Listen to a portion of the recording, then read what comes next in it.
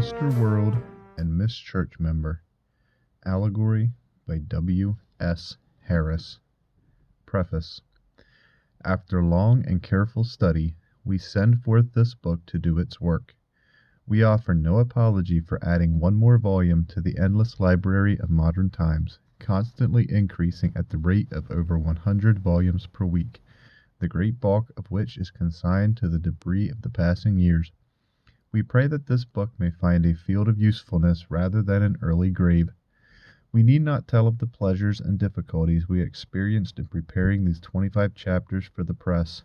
Let it be known, however, that we were seconded and assisted by several able critics who, each one independently of the other, kindly reviewed the manuscript. At the suggestions of these critics, minor changes were made in the several manuscript editions. These critics deserve much credit, especially for the literary finish there may be to this book. The illustrations were drawn by Paul J. Kraft of New York. They evince patient study and careful work, and display a creative genius well suited to the field of allegory. The leading moral truths are developed in the memorable journey of Miss Church Member upon the broad highway in company with the polite and yet fiendish Mr. World. In this lifelike journey, the two companions come in contact with many of Satan's up-to-date schemes and witness his far extended operations in many a wicked realm. In the descriptions of all these things, we have endeavored to be suggestive rather than exhaustive, for we have withheld the almost infinite details and brought to light only a mere synopsis of the panorama as seen from the lofty summit. Will not the reader, as he takes one step after another in the progress of the story, realize more keenly than ever the unspeakable deceptions of Satan, so bewitchingly robed in the garments of subtle treachery?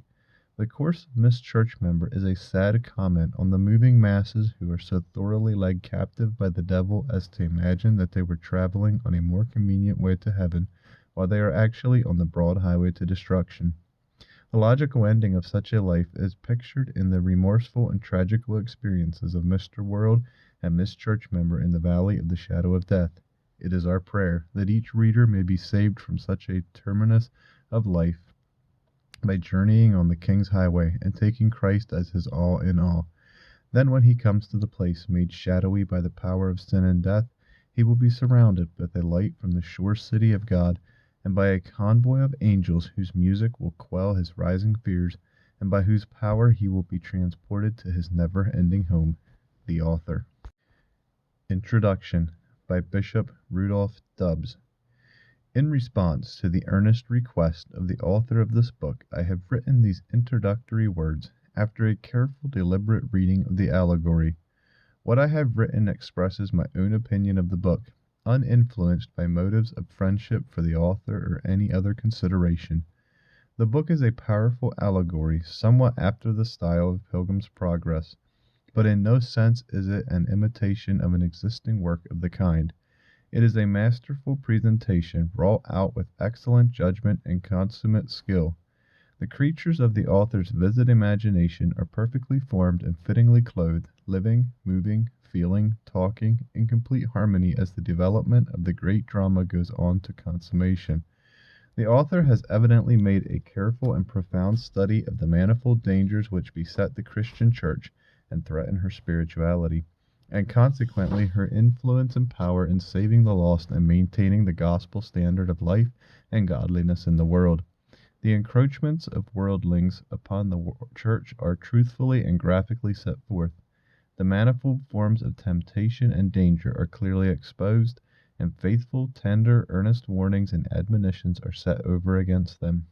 In depicting the various efforts of Satan and his agents to lead Christians away from God and duty, the author shows an extensive knowledge of the devices of the evil one, as well as a clear insight into the drift and tendency of modern forms of wickedness.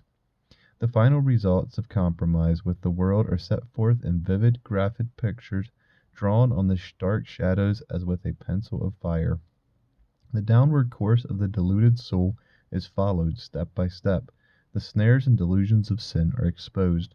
The mask of vice is relentlessly torn away, and church members can here see what fellowship with the world really means and whither it leads. The religious tone of the book throughout is excellent. The delusive character of sin is plainly pointed out. The devices of Satan are laid bare with unsparing hand. The abominations of vice are not concealed. All this is done in language well chosen and unexceptionably. The Christian life is pictured without cant or exaggeration. The beauty and blessedness of a devoted life are eloquently portrayed.